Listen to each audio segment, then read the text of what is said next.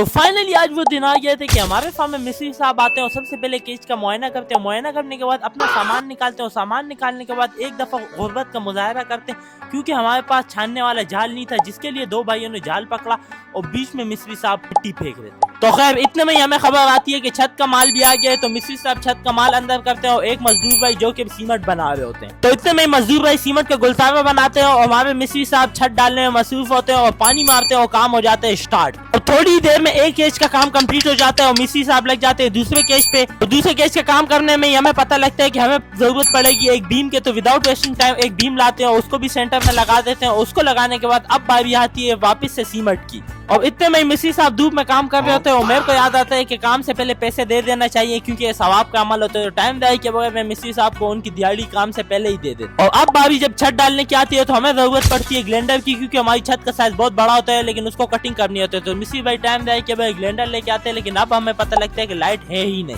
Light का थोड़ी देर इंतजार करने के बाद लाइट आ जाती है और इसने में मिस्त्री साहब ग्लेंडर पकड़ते हैं और कटिंग शुरू कर देते हैं। और इतने में हमारी आखिरी छत की। तो फाइनली ये लुक निकलने के बाद अब नेक्स्ट वीडियो में हम इस केजेस के गेट लगाएंगे।